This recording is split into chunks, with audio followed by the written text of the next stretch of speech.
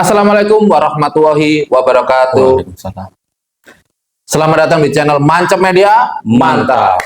Oke, di video kali ini kita akan membahas tentang beberapa match yang akan dilangsungkan nanti malam. Tapi kemungkinan video tayangnya besok. Jadi ini seperti preview dan membahas ya. Jadi bisa disaksikan nantinya apakah preview kita sesuai atau tidak ya. Iya kan? Ya, tapi sebelum itu kita sedikit akan menyinggung tentang masalah yaitu timnas ya, timnas Indonesia yaitu Kluivert sama Sintayong. Jadi ada sedikit kayak pemikiran menurut saya bagaimana karir Kluivert ini di timnas itu menurut saya pribadi dia itu tidak akan bisa dicintai seperti seorang Sintayong. Menurut Anda bagaimana, Bro?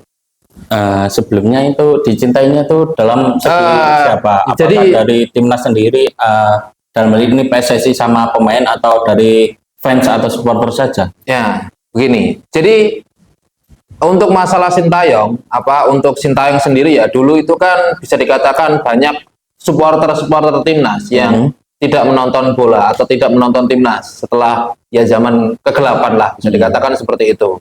Nah, sedangkan setelah Sintayong masuk ya, Sintayong masuk membawa kita ke Piala Asia, itu kan banyak eksposur sekali masalah timnas dan membuat beberapa supporter seperti saya sendiri juga menonton timnas akhirnya, walaupun dulunya tidak. Nah, itu kan menurut saya bahwa Sintayong itu cukup dicintai kalangan supporter kita, terutama wanita-wanita juga, ibu-ibu atau siapapun rata-rata menyukai seorang Sintayong atau mendukunglah Sintayong. Nah, apakah seorang Kluivert nanti bisa seperti itu atau tidak? Kalau semisal dia itu nanti bisa membawa kita ke Piala Dunia. Ya kan itu berarti perkiraan positif ya. Ya, kalau positif. Berhasil kan. Iya. Ya kalau berhasil mungkin saya sangat optimis bisa diterima sama pecinta sepak bola tanah air. Oh, begitu ya. Tapi di luar hal itu sebelumnya kan mungkin penunjukan Kluivert ini kan ya cukup mendadak juga kan. Jadi banyak mungkin supporter yang masih resist, masih gamon, gagal move on dari Sintayong ke pelatih baru kita. Lalu untuk kenapa Sintayong bisa begitu dicintai, mungkin justru saya melihat dari faktor ini ya, seorang Coach Justin mungkin, seorang influencer. Lalu juga dari influencer lain, walaupun ada yang beberapa yang sangat pro, ada yang beberapa kontra, tetapi tetap nama Sintayong ini menggaung terus, jadinya mendapatkan exposure yang sangat besar di Indonesia ini, terutama ditambah juga Korean Wave kan, Hallyu Wave ini kan cukup cukup masif kan di generasi kita, di Gen Z, terutama wanita-wanita juga kan yang suka dengan pria-pria Korea kan seperti itu. Jadi ya banyak hal yang membuat Sintayong bisa begitu dicintai, terutama exposure dari termasuk Coach Justin itu, walaupun di akhir-akhir kan kemudian mengkritik, lalu banyak yang memuji Coach Justin juga kan. Lalu untuk Patrick Kluivert sendiri, ya saya kira kita tetap menunggulah hasil kan. Seperti apapun profil dari seorang Kluivert sebagai pemain, sebagai pelatih juga kan, kalau hasilnya bagus kan tetap didukung ya. Termasuk Sintayong dulu kan pas di awal juga kan tetap dibanding-bandingkan kan dengan Luis Milla. Dengan permainan tiki-taka yang sangat bagus, lalu berpindah ke era Sintayong, sempat dikritik juga kan di awal-awal.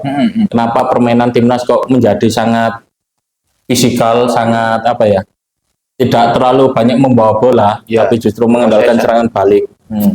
Tapi kan terlepas dari hal itu kan, kemudian hasil yang dibawa Sintayong kan cukup bagus. Jadi fans timnas juga kan merasa senang kan pelatih Sintayong ini. Ya kalau nanti harapannya kan kalau timnas lolos Piala Dunia, Patrick Kluivert pasti juga mendapatkan visa emas mungkin. Kemungkinan besar seperti itu. Dan kita berdoa juga ya untuk timnas untuk lolos ya. Jadi ya seperti itu untuk pembahasan masalah timnas Indonesia, dan kita akan move ke pertandingan nanti malam. Ya tentu saja tim kesayangan saya Manchester United akan menghadapi Crystal Palace. Menurut Anda bagaimana? Kalau menurut saya menang MU. Menang MU. Iya. Ya, kalau sejauh ini kan MU kan kuat lawan tim kuat kan. Ya, Tapi justru tersungkur ketika melawan tim-tim seperti Palace, seperti Wolves, Brighton. Yang tadi malam kan dibantai juga kan. Nottingham, Nottingham sama, kan. Ya, kita tidak pernah tahu, tergantung mood dari pemain juga sepertinya MU. Ya. MU itu kebanyakan ada yang bilang Bruno dibuang lah, Rashford dibuang lah, tapi tidak ada yang dibuang, tidak ada yang keluar. Iya, tidak ada yang keluar juga karena Cok kemarin mau dibuang malah perform. Kalau menurut saya perform kan dia. Terus apa ya? MU itu kok itu angin-anginan sekali memang kalau lawan tim-tim kecil. Mereka itu kayak gak semangat main sama sekali gitu. Kalau melawan tim besar baru semangat. Ini kan Crystal Palace itu kan termasuk tim mediocre kan ya. Iya. Seharusnya kalau menang ya mungkin menang tipis. Dan kemungkinan besar ya kalau imbang itu kayak susah ya. Ya, menang atau kalah. Menang atau kalah. Iya. Itu aja kan sih. Bermain di kandang sendiri MU juga sering kesulitan. Iya benar sekali ya. Justru malah kesulitan malah. Sama fansnya sendiri justru dibuatkan fans Can yang ya sangat gimana ya? Harusnya kan mentalnya malah teruji lah ya. Ya mental pemain Genji di MU kan cukup ini kan. Iya. Ya kita tunggu saja seperti apa. Apakah Onana akan nangkep kodok lagi atau seperti apa? Itu kiper macam apa? Onana. Ya sudahlah. Kemarin jadi itu loh. Ada meme dia jadi pelatih Amorim loh pas pelatih loh. Pas apa itu namanya? Pas saat set piece tendangan bebas. Si Onana ini kelakuannya. Ya kita move dari MU ke salah satu big match yaitu Chelsea melawan City ya. City melawan Arsenal. Ini perebutan nggak puncak ya. Puncaknya pasti masih Liverpool. Liverpool cukup jauh lah. Ini berarti 3-4 ya? 3-4 ya? Yang sebelumnya kan 13-14 ya? Iya, 13-14. Iya. Gimana ini menurut Anda? City melawan Arsenal. Kalau melihat pertandingan di Liga Champions kemarin kan, Arsenal menurunkan rata-rata pemain muda, lalu City tetap bermain dengan formasi utama kan. Ya mungkin apa ya, dari fisik pemain City mungkin 70% lah, tidak terlalu fit seperti pemain Arsenal yang pemainnya ya disimpan kan kemarin. Terus Arsenal juga bermain di kandang sendiri, terus City masih belum menemukan formula untuk lini pertahanannya itu seperti apa kan. Jadi lebih condong ke Arsenal seharusnya, tapi ya kita tidak tahu apakah tiba-tiba Haaland bisa menggila kan. Soalnya kemarin di Liga Champions juga sempat dikritik soalnya pergerakan Haaland ini sepertinya template, terlalu template kan. Iya. Jadi untuk menembus Saliba sudah bisa main apa belum? Oh, saya tidak tahu ya. Harusnya sih saya bukan fan Arsenal ya. Oh iya. Harusnya saya berdoa tidak main aja. Lalu sama back kanannya kan apakah masih Thomas Partey atau mungkin bisa Jordan Timber atau Tomiyasu. Tomiyasu juga kan masih cedera kalau tidak salah kan. Atau back tengahnya Kiwior. Nah, itu kalau pemainnya yang seperti itu masih ada peluang untuk City. Kalau yang skuad utama dari Arsenal bisa main semua, Gabriel, Saliba, lalu ya back kiri Calafiori mungkin. Ya, cukup solid rata-rata Calafiori sih sekarang. Calafiori juga perform kan. Ya cukup ya di pertemuan pertama kalau tidak salah Calafiori kan bikin gol juga ya. Yang di habis itu salah satu pemainnya kena kartu merah kan? Iya. Arsenal. Gol yang jatuh dari langit itu ya. Iya. Mau crossing tapi gol. Ya seperti itu. Terkadang sepak bola ya. Jadi lebih condong ke Arsenal ya. Iya. Tapi ya tidak bisa ini juga menyepelekan City. Masih cukup banyak kejutan terutama dari Marmus sama Savinho mungkin. Lalu untuk Foden mungkin bisa ditarik agak ke belakang menemani De Bruyne. Iya. Untuk DMF mungkin dari Kovacic kemarin permainnya cukup bagus nih. Mungkin Gundogan yang ditaruh di cadangan. Oh, Gundogan ya. Iya, sudah trio lini tengahnya begitu, lalu Marmus sama siapa? Savinho. Di Haaland di tengah. Untuk bek kanan daripada Matheus Nunes atau siapa? Rico Lewis ya. Mungkin bisa diberikan kesempatan untuk Kusanov jadi bek kanan ya. Ya sekalian kemarin kan habis lawan Chelsea kan performanya tidak cuman blunder sekali itu kan. Kurang begitu impresif juga ya sekalian mungkin. Ya di masih tempat. adaptasi Iya. sih. Masih adaptasi sih. Siapa namanya Kusanov ini ya? Bahkan Gvardiol di awal musim kan tidak seperti sekarang yang sudah cukup excel Iya. untuk bertahan sama menyerang. Di awal musim juga kan cukup keteteran kan. Ya kan, soalnya Pep Guardiola itu kan pakai benar-benar sistem ya untuk masalah permainan timnya. Jadi ya itu ada apa ya, kayak rigid sekali kan. Mereka harus seperti Harus apa, seperti seperti apa di salah satu game itu kayak gimana.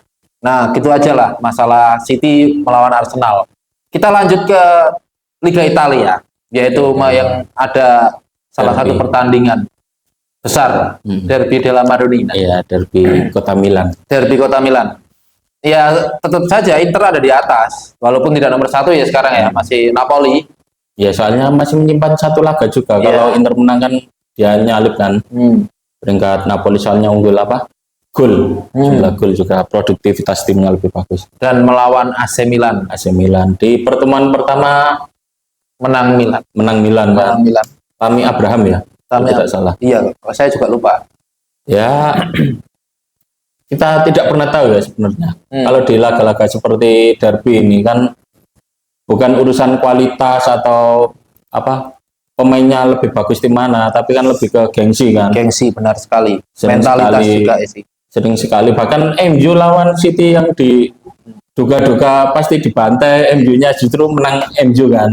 Dia memang harusnya menang MU, bro. Iya, ya kan sebagai seorang fans netral kan, kalau kita menduga-duga ya tetap pegang yang berdasarkan kedalaman skuad, permainan dan lain-lain. Tapi ya tidak pernah bisa kita menduga untuk derby ini akan seperti apa. Walaupun mungkin untuk saat ini ya condongnya lebih ke Inter. Iya, harusnya Inter harusnya. Karena Inter juga cukup stabil akhir-akhir ini kan.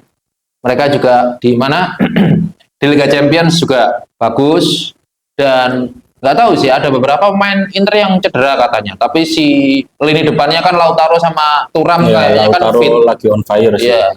Itu Bahkan harusnya pemain penggantinya Mehdi Taremi, Arnautovic juga sering kok masuk di babak kedua membuat impact itu, membuat gol itu. Cukup sering juga. Jadi ya kedalaman lini depannya mungkin cukup bagus, lini belakang juga kan sering rotasi kan. iya. Bisa Backnya banyak sih. Siapa Inter itu backnya banyak. Ya mungkin Acer bisa aja yang sejak awal musim sedang dilanda cedera ini, Iya. yang belum bisa dimainkan. Yang lainnya Dumfries juga lagi on fire juga di Liga. Iya. Sering bikin gol sama AC juga akhir-akhir ini.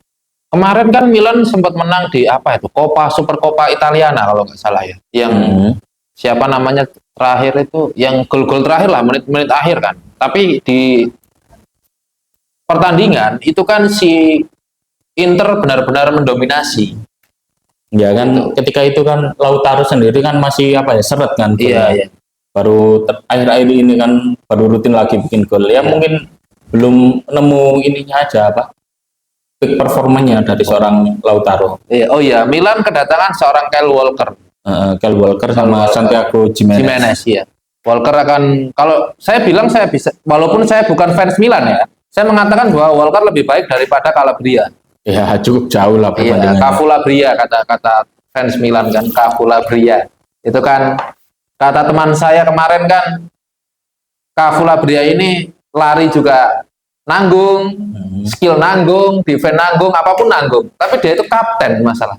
Ya kan banyak, bahkan legenda bek kanan dari MU juga kan seperti itu tipenya. Ya dia pinter bacot. Seorang Gary Neville atau mungkin dulu kita tahu Madrid dengan siapa, Michael Salgado kan juga pemain seperti itu juga. Oh iya. Bukan pemain yang cukup skillful. Michael Salgado, iya. Bagus, tapi kan ya punya peran mungkin kan. Ya, leadership ya, mungkin leadershipnya beda ya. Dalam lapangan kan beda. Ya kita tidak bisa menafikan juga lah. Iya sih. Lalu Kyle Walker juga kan pernah dijadikan back tengah juga kan. Iya. City main 3 back. Ya 3 back, 3-2-4-1 itu ketika juara. Iya. Jadi ya cukup masih fleksibel lah dari City dari Milan sendiri. Mungkin yang perlu disimak ini pergantian striker mungkin. Iya sih. Dengan menjual seorang Morata, seorang veteran yang sering perform lah biasanya di laga-laga seperti ini, walaupun sering buang-buang peluang juga. Iya. Tapi digantikan seorang striker muda dari tim Belanda, Feyenoord. Santiago top skor juga ya katanya. Top skor. Ya ini entah itu di Eredivisie apa di Feyenoordnya sih saya nggak tahu ya. Cuma itu katanya gacor sih striker itu. Ya itu kan. kita lihat apakah bisa perform juga. Iya. Terutama apabila langsung dimainkan di laga nanti malam, apakah bisa langsung memberikan impact, kan kita nggak pernah tahu. Bahkan dulu Ibrahimovic juga kan ketika datang dari Ajax ke Juve kan juga langsung perform juga kan. Oh iya, iya. Nggak pernah tahu juga kita. Apalagi Milan ini kan punya sejarah besar dengan pemain-pemain yang berada di Liga Belanda ya, dari Liga Belanda. Tentu saja ini trio Belanda mereka kan. Kalau Inter katanya dari Jerman ya, trio Jerman. Ya, walaupun akhir-akhir ini juga kan Argentina juga kan cukup banyak kan. Iya, Argentina. Sendiri. Kalau Milan kan justru banyak dari Brazil iya. sama Belanda. Tapi justru secara permainan sekarang, iya, yang permainan menyerang itu justru Inter. Benar sekali. Milan justru bermain pragmatis kan. Iya. Mereka main quick counter di bawah Conceição. Ya mungkin itu aja sih di derby della Madonnina ya. Ya, tentu saja mengunggulkan Inter kan? Ya, iya. Lalu ada sebenarnya ada Napoli versus AS Roma, perlu dibahas atau tidak? Napoli versus AS Roma. Ada McTominay di sana. Ya perlulah. Tapi Roma ini kan sekarang benar-benar menurut saya ya, ini sudah tidak terselamatkan kayaknya. Mereka itu kemarin kan di awal musim kalau nggak salah beli siapa Dovbyk ya, yang strikernya Girona, yang top skor itu kan, yang cetak gol banyak. Tapi benar-benar nggak kelihatan gitu sekarang. Entah gimana. Nggak tahu juga ya. Soalnya Dybala sendiri. Oh, Dybala masih di Roma kan ya? Masih. Dybala. Pelatihnya saja saya nggak tahu namanya sekarang siapa. Iya. Ya. Kalau dari sisi fans netral sendiri kan pasti berharap, pasti ingin melihat gimana Napoli ini. Iya. Soalnya kan sudah ditinggal Kvaratskhelia kan. Iya. Lalu penggantinya siapa? Belum menemukan kayak. Belum ya. Mereka kan sebenarnya mau mengincar Garnacho. Iya, tapi kan, nggak jadi. MU mintanya kan 70, terus si Napolinya cuma mau 50. Gitu sih. Lah itu kan perlu disimak. Soalnya Napoli kan masih Kapolista kan? Kapolista ya. Pemuncak klasemen dengan strategi seorang Antonio Conte dengan Lukaku. Mereka itu kan nggak tahu kayak gimana ya. Si Lukaku ini selalu perform kalau sama Conte. Di mana di Inter terus sekarang di Napoli. Kan. Itu mereka selalu perform, nggak tahu itu jodoh atau gimana, saya nggak tahu juga. Ya soalnya mungkin emang sistem dari Conte ya, butuh striker big man seperti Lukaku itu. Striker mancep itu, bro. Striker mancep yang bisa ya mungkin lebih condong ke Napoli untuk menjaga Kapolistanya daripada Roma yang masih angin-anginan juga. Untuk yang berikutnya tentu saja ini sih cuma mungkin Barca ya melawan siapa itu? Alaves. Mediocre berarti. Tapi Barca justru kan sering kesulitan juga ya melawan mediocre ya. MU lah. Iya. Tapi bantai Real Madrid main di Liga justru kalah lawan tim-tim papan bawah. Iya sih. Apalagi Pedri kalau nggak salah ya sampai 2030 ya. Diberikan perpanjangan. Banyak. Ronald Araujo juga 2030. 2028 kalau. Oh iya. Tapi kan habis perpanjangan kontrak kemarin kan langsung bikin gol dia.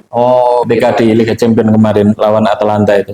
Ya cukup lumayan lah penampilannya. Mungkin ada motivasi tambahan lah dari seorang Araujo sendiri.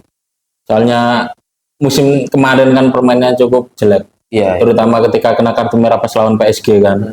Sangat banyak dikritik lah dia. Terus belum menemukan performanya lagi. Harapannya kalau Araujo sama Conte bisa padu lagi kan. Seperti pas di bawah Xavi, pertahanannya cukup solid lalu dengan lini serang. Tapi masalahnya ada masalah sekali, bro. Kipernya, si Szczęsny, itu kan kemarin pas di melawan Benfica kan buat blunder kan.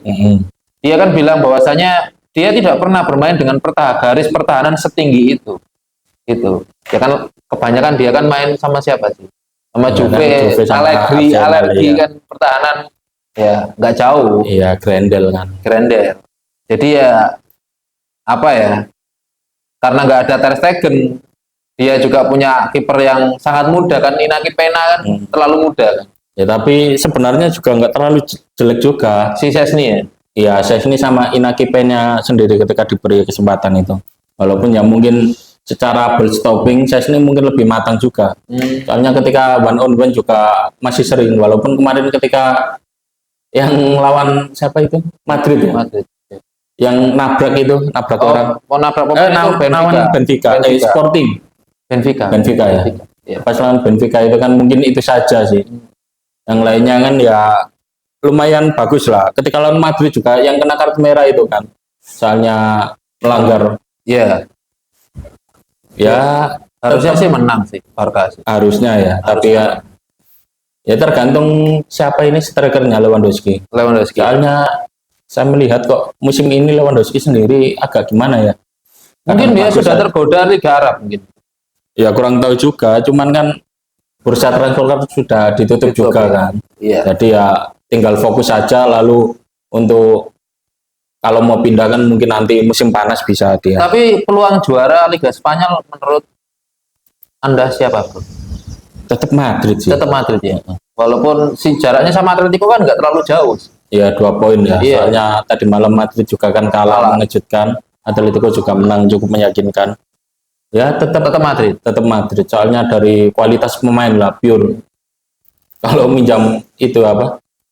Komennya Coach Justin tentang Madrid kan pasti. Iya, gimana? Kualitas pemainnya cukup bagus. Yeah. Walaupun pelatihnya kan miskin taktik. Iya. Seperti itu. Ya tapi nggak bisa diremehkan. Iya memang karena trio lini depan mereka itu punya potensi masing-masing ya. Rodrigo kemarin pas gak ada Vini di sisi kiri luar biasa kan. Terus Mbappe ini kan kita tahu sendiri kualitas Mbappe seperti apa. Jude Bellingham juga punya kualitas yang sangat mungkin kan tinggal cari formulanya supaya 4 pemain ini yang paling mentereng lah mungkin di dunia ini kan. Iya sih, bisa dikombinasikan sama seorang Ancelotti kan dia sering kan menangani pemain dengan ego besar ya walaupun beberapa kali ketika di Munchen juga nggak terlalu itu kan. Iya. Inggris siapa yang menang?